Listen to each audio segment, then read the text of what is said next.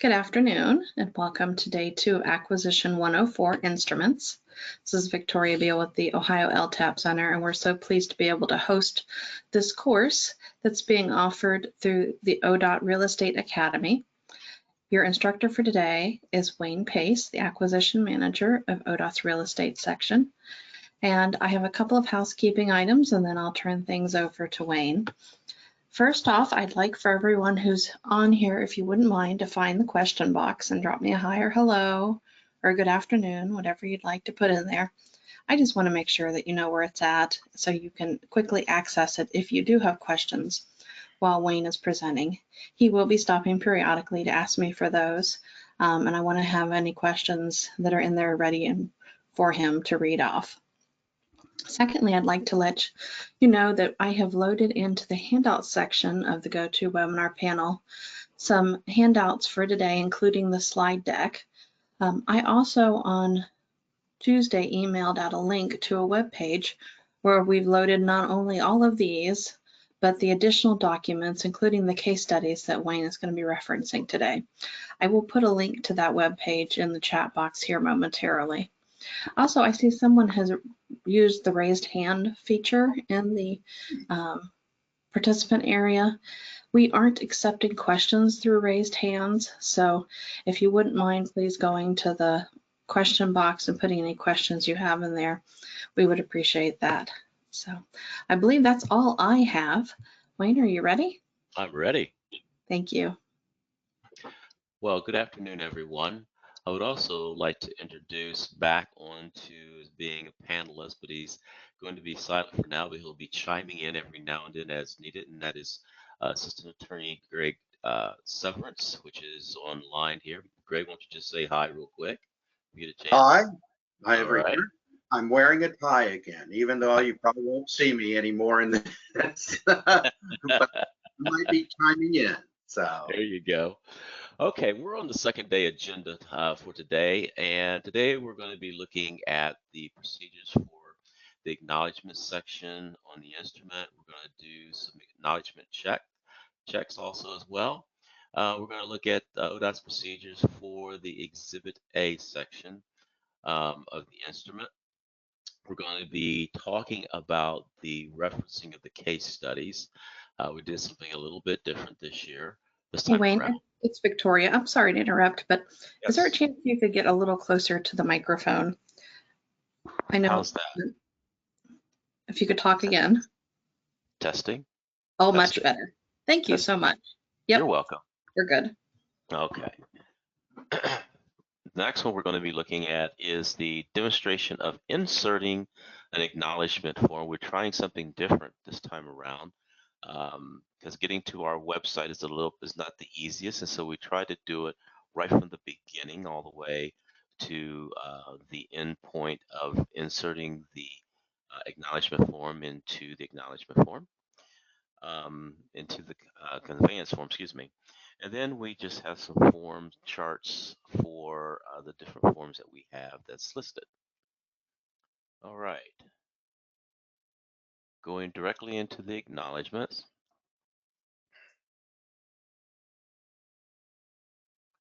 The acknowledgement section is created blocks for the owner to sign the instrument. Basically, that's what's used for the property owner to execute and sign on that instrument, which is a part of the acknowledgement block. Of course, once again, in Ohio, no longer requires signatures for witnesses. And the acknowledgement section must be electronically inserted into the conveyance form. It's not a standalone page. I think we talked about that on Tuesday as well.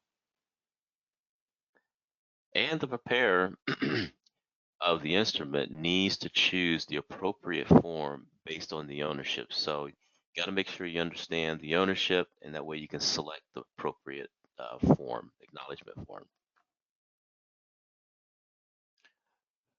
So now we're going to talk about the different types of acknowledgement forms that we have. The RE244I. Now, the RE244 is the form number that we use. The I represents that it is the instrument that the acknowledgement form is going to connect to. We also have the RE244C, and that represents our contract to sell and purchase. But we're going to be talking about the RE244I, and I represents the instrument. This document is used when there is one title owner of the real property. The person is either single owner, or if the person is married and the spouse refuses to release the dower. Greg's going to get into dower releases later on during our presentation on another day, but this is the purpose of this particular form here. So that way, in the event that the owner is married and the dower refuses to sign off on the conveyance form, this would be the RE244I that would be used for signature. This is an example of the where the property owner would sign in witness whereas set forth the 18th day of April 2017, and then there it is right where John Jones would be signing for that particular instrument on that acknowledgement form. And the continuation of that is when we go to the next page and we have the notary block. Now the information that you do see that's below the notary block that is called its Scrivener statement, basically it's just to let you know who prepared the instrument that has to be recorded.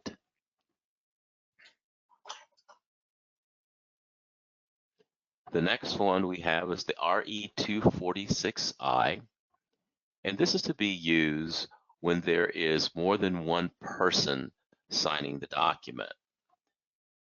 And when we're looking at more than one person, it could be a husband and wife, it could be joint ownership, and it could be as many signatures as required according to the ownership of the property.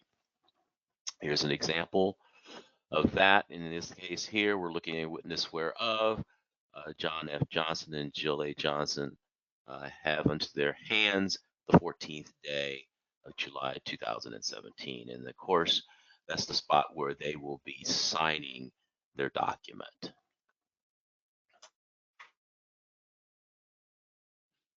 And it continues over to the next page where the notary then signs his initials of that document there and the Scrivener statement. The next one is the RE247I.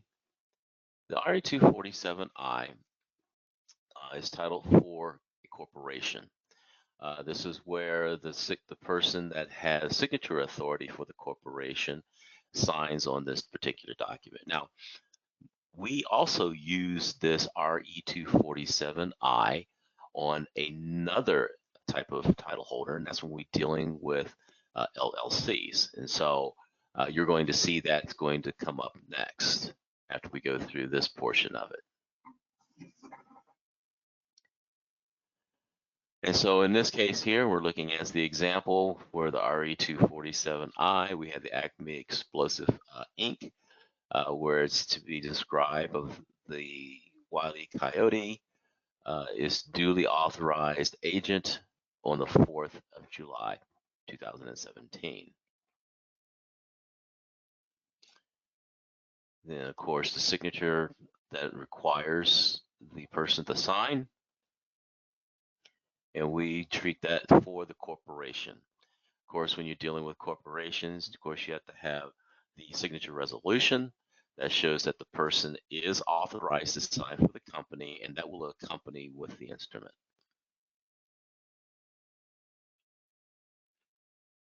Continuation of the same when we're dealing with the corporation.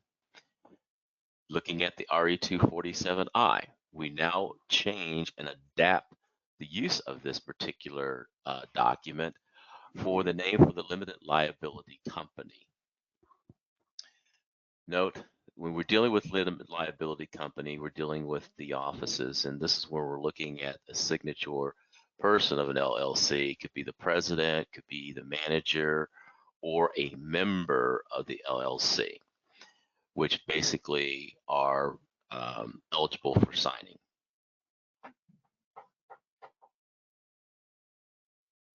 And an example of that, basically the wording is almost the same, just a little bit different. Now we're recognizing the Acme explosive, and the name is subscribed by the Wile E. Coyote, who is as a member. And then, of course, they are the due agents for that, authorized agents for that particular part. And we identify that for the LLC, which is the limited liability company. Continuing along with the example. The next one we have is our RE 248I. This is to be used when we're dealing with partnerships. So for this example, we're going to be looking at a general partnership. And for the general partnership, we take a look at that, and it gives it to whereas the Barnum and Bailey has caused its name to be set described to P.T. Barnum, a general partner, on the 29th of August, 2017. And of course, then the required name that we would have there for that general partner to sign. And again, real quick, this is Greg again. The reason we have these designations as, partnership or as vice president of a corporation or LLC or something like that, general partner, is twofold. One, they're doing this on behalf of an entity, not individually. If they sign it individually, that only binds the signer. It doesn't bind the entity itself. Not to mention, some personal signer doesn't want to take on that liability if something's wrong or something. So, this is why in any of these type of agreements, whether we do them or in the private sector or anything, should always identify in what capacity the person is signing the document. And that's why we go through all this. Very good. Okay. And then there's the continuation of the general partnership in his signature with regards to the rest of the notarization of the person to be obligated to notarize the document. Looking at the same form again, for this time we're going to look at it as the limited partnership.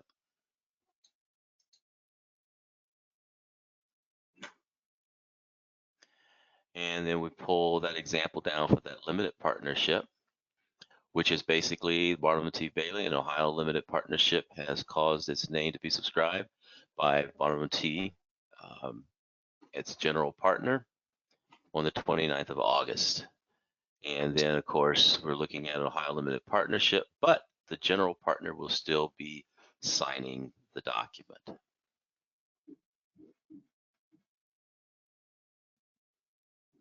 There is the continuation of the rest of that acknowledgement for the notary to complete that process.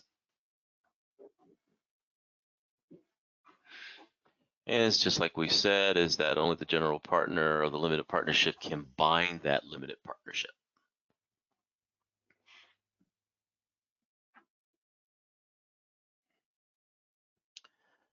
All righty. Now we get into something what is known as our RE 249I. This is the acknowledgement form that's used when none of the other forms are appropriate. So you might have something that's unique with the ownership of the property, like some type of a trust to a trustee. And that what happens is that you might need the assistance of the Assistant Attorney Generals to help prepare that particular acknowledgement. And so that's what we have that particular form for. For those types of entities or ownerships are a little bit more on the complex side. We just showed just a rough example of that is what you see right here before you, dealing with this particular entity. And it has multiple owners plus the trustees. with regard to trustees, with regards to signing this particular document. And so this is when we call on the Attorney Generals for assistance in preparing this acknowledgement form. If you have something that is unusual that needs to be taken care of. And there is the continuation of that particular acknowledgement.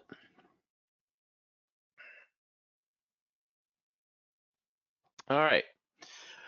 So now we're getting ready to look at going through the written portion of inserting the RE244I acknowledgement form onto our conveyance form. We're going to just use our RE202 conveyance form that's relative to a warranty deed conveyance form. And so we're going to show in writing what that would take place, and then we'll give a different demonstration for you. So how to insert the acknowledgement form onto the conveyance form. You're going to select the conveyance form, which is the RE202, or any form that you might be working with. And then you're going to pull that form onto the desktop. You're going to move that cursor to the second page at the beginning of the instructions. And then you're going to identify the acknowledgement form that you want to use to insert. So in this case, the acknowledgement form that we'll be inserting will be the RE244I.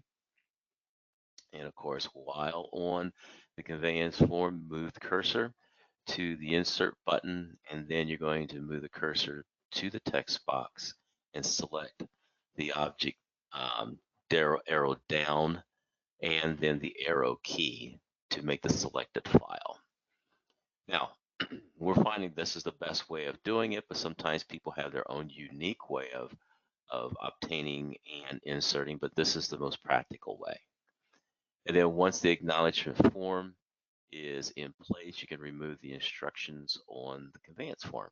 So we look at it from this standpoint here, and this is where you're seeing the instrument for the conveyance form, which is the RE202. And then we go to the second page, we see the rest of the information that we talked about on the other day.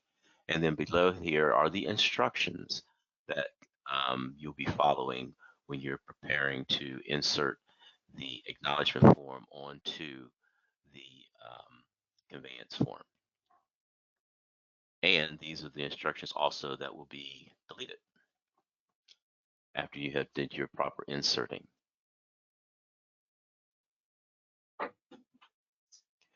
This is the RE244 acknowledgement page as it would look like when you would pull it down from our website.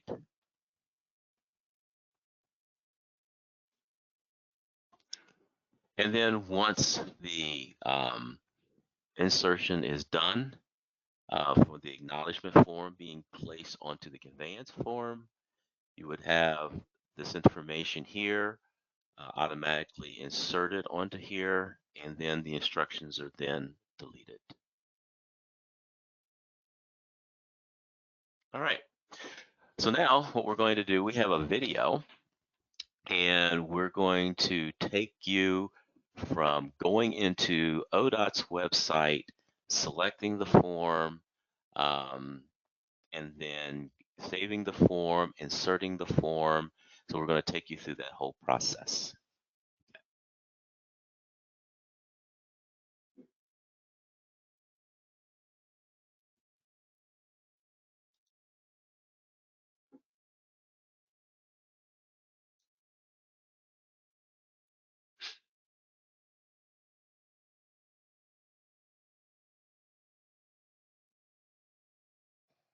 Now we're going to take you through the steps of inserting the acknowledgement form onto the conveyance form that is provided by the Ohio Department of Transportation.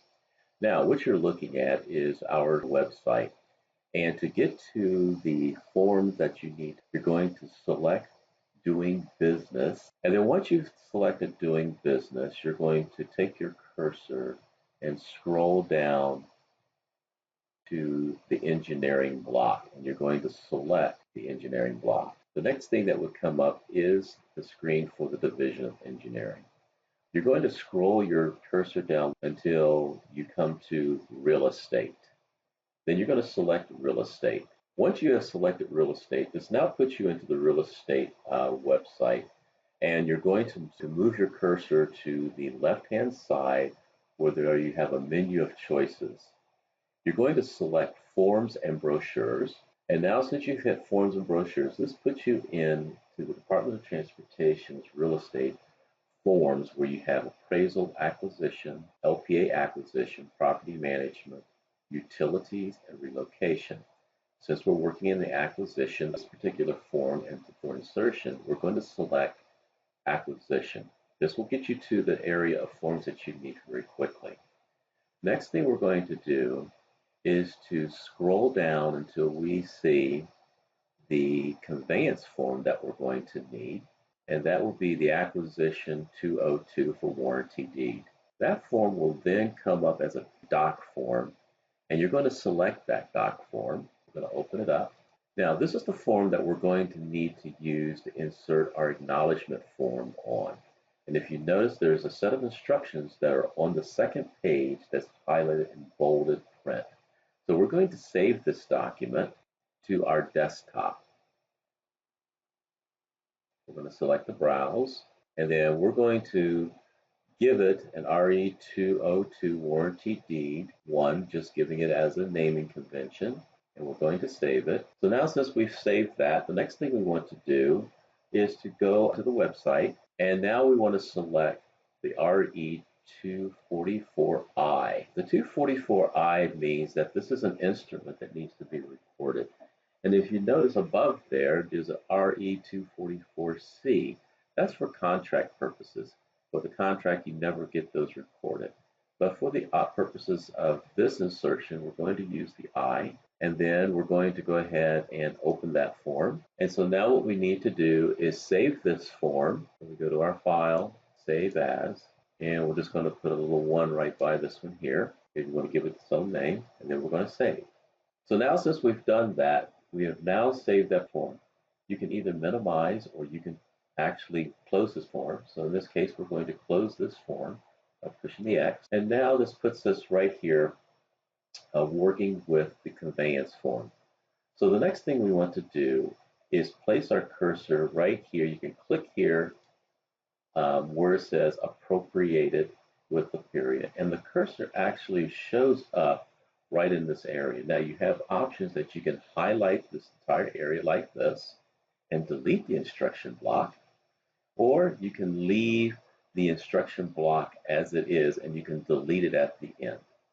Since we already know the form that we're going to use, we're going to go ahead and highlight this instruction block, and then we're going to go ahead and delete the instruction block because we know we're going to have to insert the RE244. So now the next thing we want to do is move over to the insert and click insert. Move our cursor across the menu here over the area where it says text, and then we want to move it to the object with the down arrow and select text from file. We want to select our RE244I1, and then we're going to go ahead and insert. Now inserted the acknowledgement form into the conveyance form. The only thing we need to do now is come up just above acknowledgement form at the end of the conveyance form and highlight the header of this form and delete it, because we don't want to show the header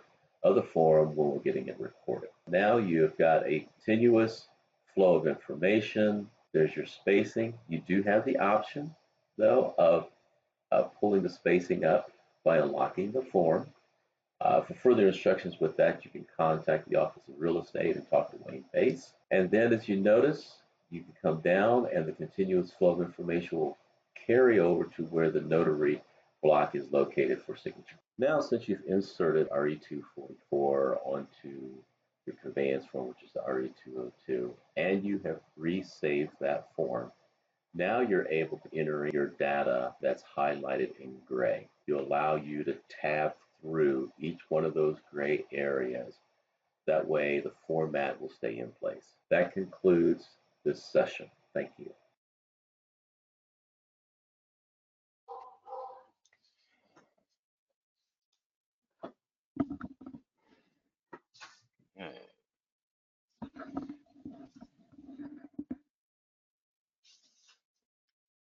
All right. And can everybody hear me?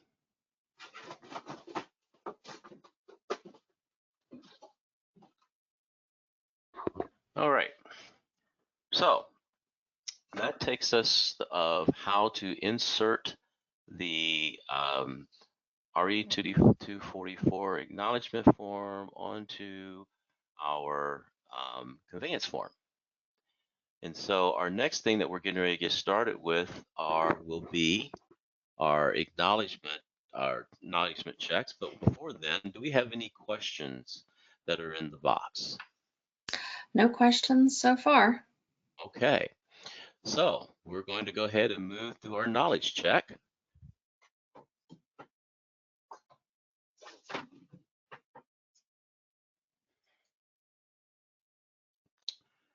All right. So here's our knowledge check. And everybody can see the screen, right, Victoria? Yes. Sorry, I Great. was muted. Yes. Okay, that's okay. Do you want me to go ahead and read the questions, Victoria? If you wouldn't mind, since they didn't all fit on the poll. Oh, no problem. Okay, here we go with the acknowledgement check. John and Mary Jones have been married since 2000. In 2002, the Joneses purchased property, some of which is now needed for an ODOT project.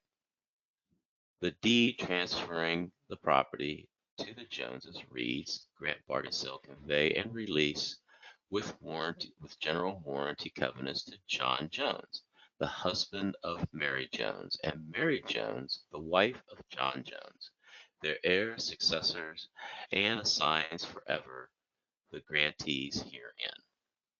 Which acknowledgement form should be used? And I've launched the poll question. So they just need to select between the two options there. Okay. And voting's going pretty quickly.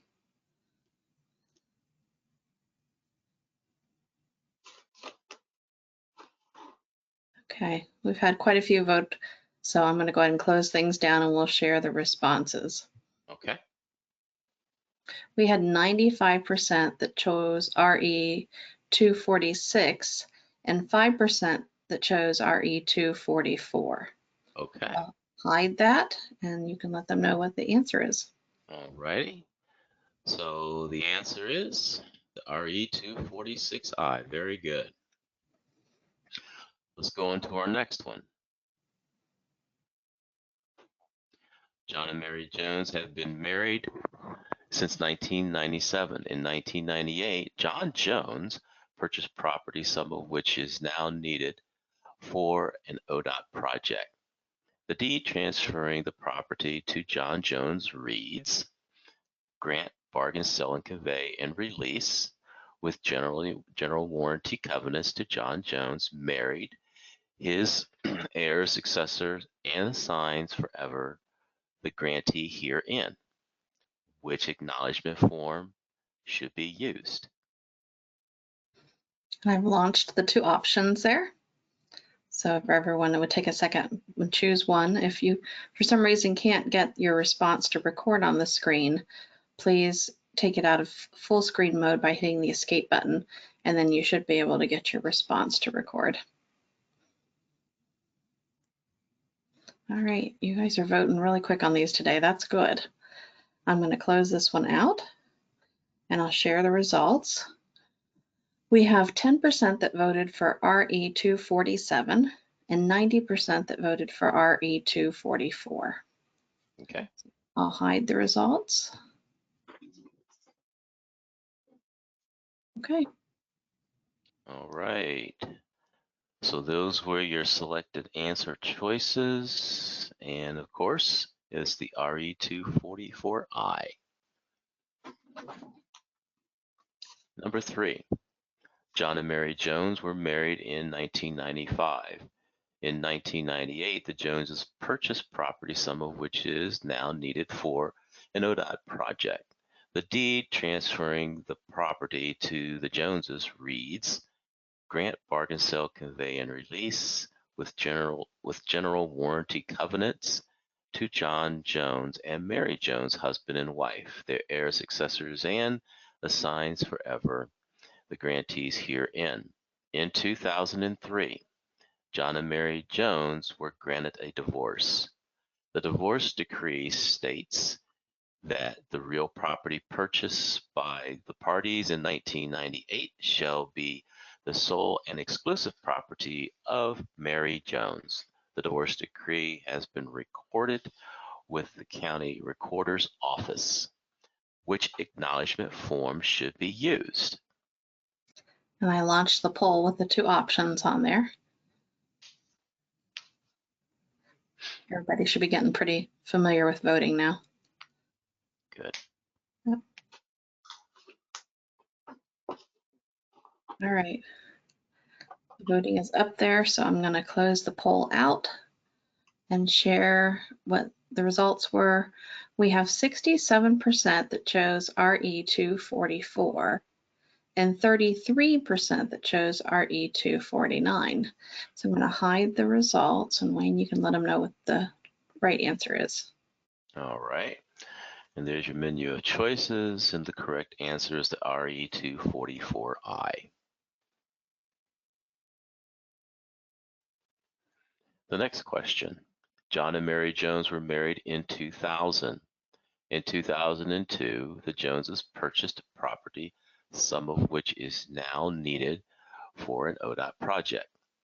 The deed transferring the property to the Joneses reads, grant, bargain, sell, convey, and release with general warranty covenants to John Jones, husband of Mary Jones, and Mary Jones, the wife of John Jones, their heirs, successors, and assigns forever the grantees herein. In 2004, John and Mary Jones quitclaimed the property to J&M Enterprises, Inc., an Ohio corporation. Which acknowledgement form should be used?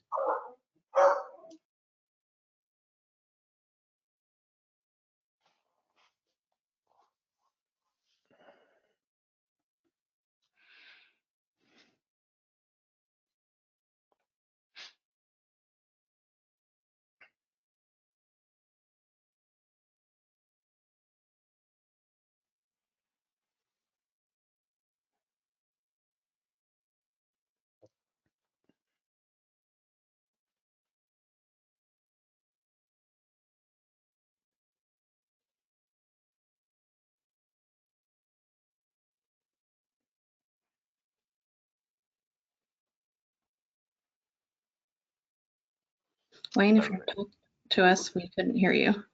Oh, you couldn't hear the whole reading? Well, we could hear the reading, we just couldn't hear the answer. Oh, okay. I didn't hear you from you time to launch it, but no problem. There we go. All right, so here we go for the answer. It is the RE247I, which is the corporation because the corporation was purchasing it. All right. Number 5. John and Mary Jones were married in 2000. In 2002, the Joneses purchased property, some of which is now needed for an ODOT project. The deed transferring the property to the Joneses reads, grant, bargain, sell, convey, and release with general warranty covenants to John Jones, husband of Mary Jones, and Mary Jones, the wife of John Jones, for their joint lives remainder to the survivor of them. The grantees herein, which acknowledgement form should be used? Great, I've got the 2 options up there. Okay.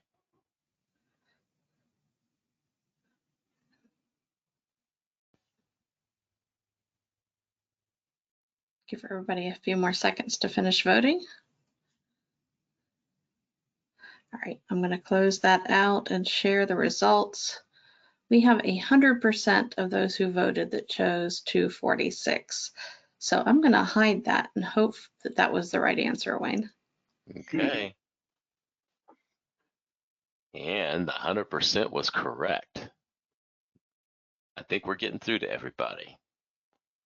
Let's go to the next question. John and Mary Jones were married in 1980. In 1984, the Joneses purchased property, some of which is now needed for an ODOT project. The deed transferring the property to the Joneses reads, grant, bargain, sell, convey, and release with general warranty covenants to John Jones and Mary Jones, a married couple, as tenants by the entities, the grantees herein. Which acknowledgement form should be used? And I've got the two options up on the screen. Everybody will take a second and vote, please.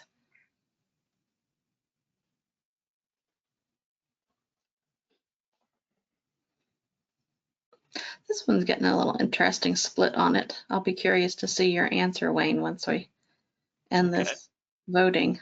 All right, I'm gonna close the voting up, share the results. We have 86% that chose RE 246 and 14% that chose RE 244. So I'm gonna hide those poll results, let you tell them the answer. And the RE 246 is the answer. All right, number 7. John and Mary Jones were married in 2000. In 2002, the Joneses purchased property, some of which is now needed for an ODOT project. The deed transferring the property to the Joneses reads, grant, bargain, sell, convey, and release with warranty deed covenants to John Jones, husband of Mary Jones, and Mary Jones, the wife of John Jones, for their joint lives remainder to the survivor of them, the grantees herein. In 2004, John Jones died in a car accident. No probate estate has ever been opened, and Mary Jones advised that she doesn't intend to open such an estate. Which acknowledgement form should be used?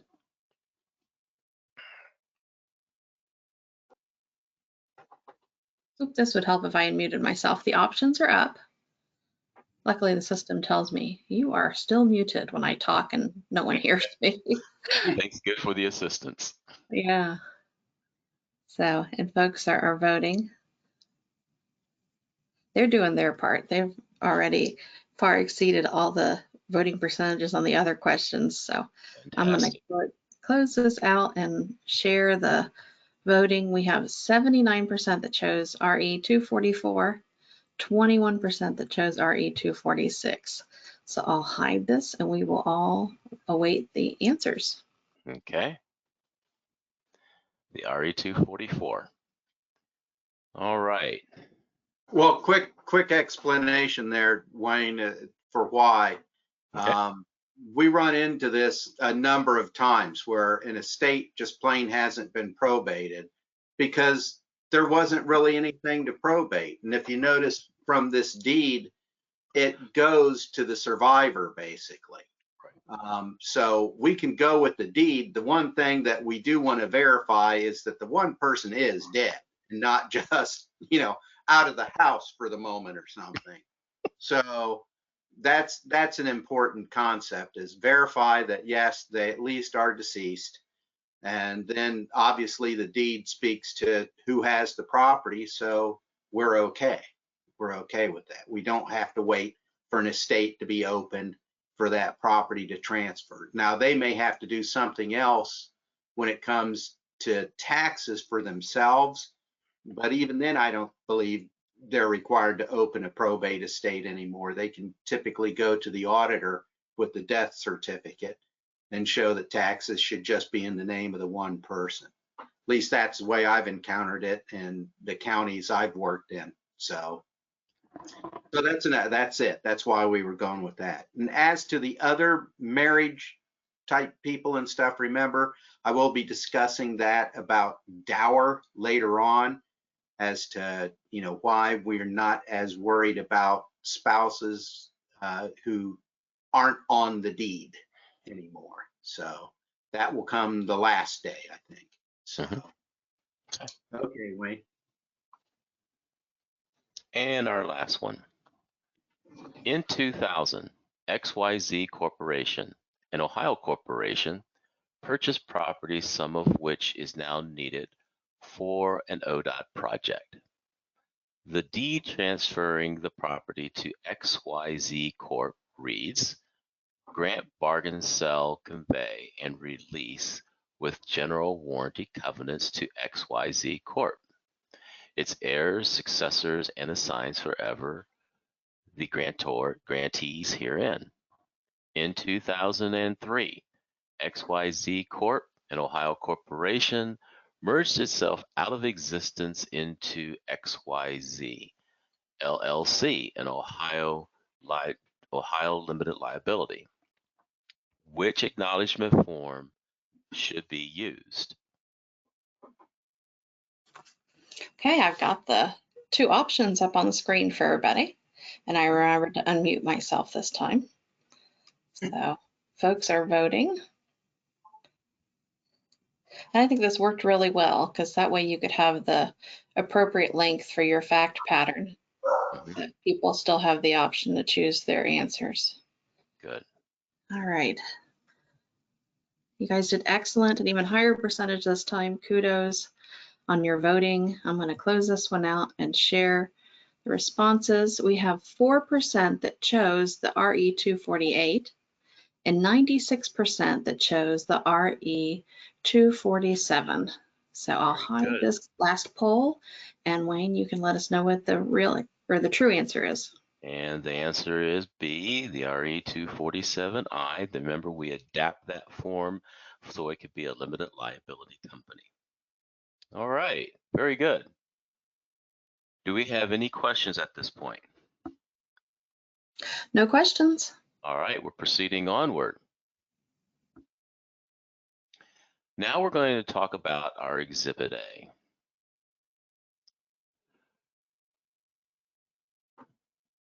This Exhibit A is a section of, that's a part of the instrument. And the exhibit is a part of the instrument that ODOT uses to acquire the property rights needed for a highway project. The Exhibit A form is referenced as an RX form and is attached to the conveyance and acknowledgement form, which makes up a complete instrument. So we have now, all parts have now been assembled together to make an instrument. So if you break the parts apart, if you remember, you have the conveyance form, you have the acknowledgement form for people to sign, and now you have the Exhibit A form or the RX form. All three parts make an instrument.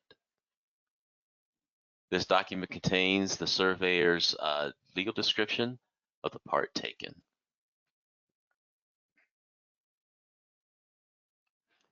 The Exhibit A is divided into two parts. You have an upper part of the Exhibit A and you have the lower part of the Exhibit A. And what is the upper part of the Exhibit A? Well, this is where the upper part is created by the Transportation Section of the Attorney General's Office. If you remember the 5501.31 that talks about instruments as prescribed by the Attorney General, there's a section that allows the Attorney Generals to have the language placed upon that Exhibit A. And there is a line that separates the upper part from the lower part of that Exhibit A. It identifies the parcel, the project, the property to be acquired. And that's what that upper part identifies. The lower part of the legal description, that's created by the surveyor. The district or consultant creates the legal description. There's no amendments to this legal description. The legal description should never be retyped. The district or the consultant have the legal description pre-approved by the county engineer's office prior to the acquisition. In additional facts for this is the pre-approved legal description will always have the following: the colored stamp that is on the exhibit. It shows the instrument has been recorded. As far as the photocopies for the pre-approved legal description, it will not be approved for recorded unless the county engineer reviews that specific legal description with the original.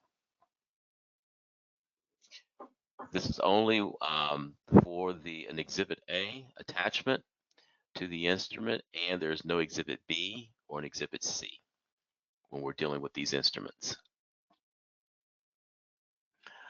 An example that we look at as far as an Exhibit A, for example, we have a taking of a 1WD, a 1WD-1, and that's both are considered as an Exhibit A. Within the body of the legal description, it talks about the total take area, the gross, the net, the present road occupied, or what is known as, some people associate that with PRO. The name of the surveyor, the date the survey, and the surveyor's number on there, on the instrument, on the Exhibit A. The survey reference, deed, book, and page, and may not be the instrument granted by the claimed by title.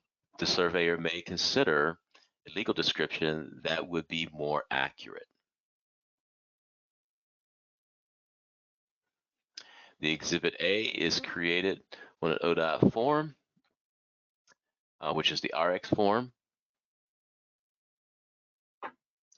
The forms are have selected numbers, and they have classified by the property rights. The property rights, property right types, we're looking at the fee simple acquisition,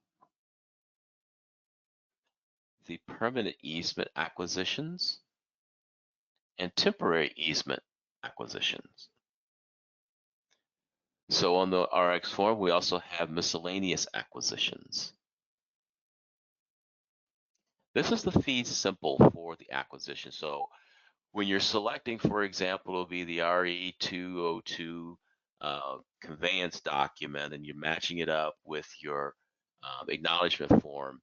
And then you're going to be looking at the RX form RERX250, which is representing of the warranty deed.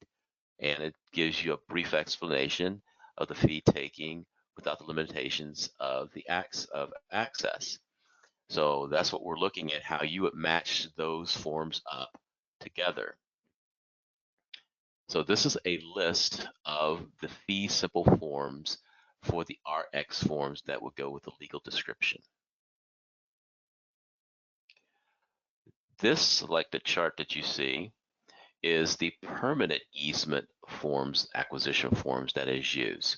And so, for example, if you're dealing with the standard highway easement, you would use the RX270 for the standard highway easement form, and you would attach that to the conveyance form that would be for the purposes of the easement.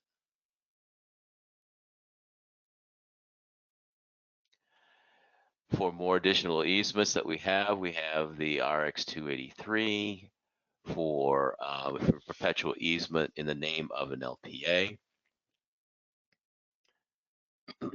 as well as an aerial. Now we get into our temporary easement forms that they will show in this chart here. So we use these particular easement forms if we're looking at a regular temporary, the RX286, or temporary as an LPA would be the RX287.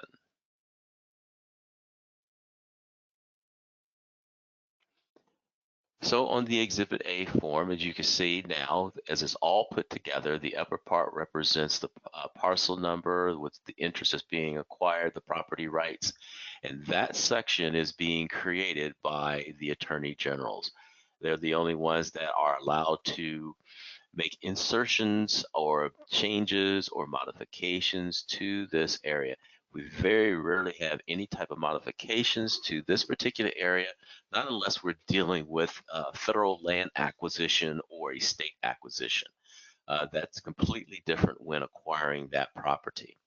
And then if you notice below, this is the lower section that has the meets and bounds of what the district or the surveyor would put on this particular part of the for the survey.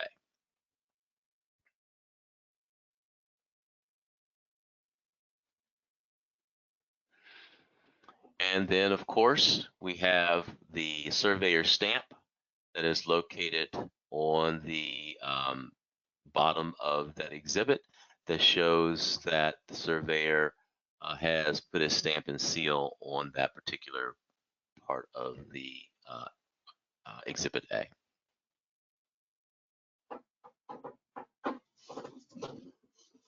Okay, so now what we've done is something a little bit different. We have provided in the attachments that Victoria has put up some case studies.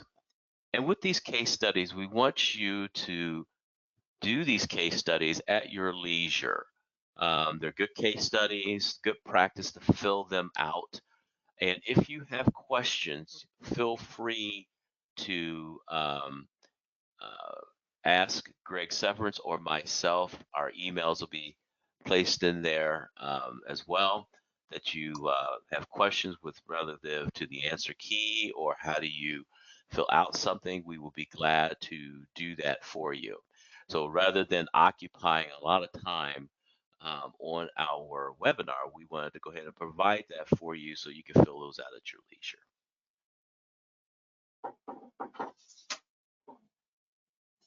And with about 9 minutes to go, do we have any other questions?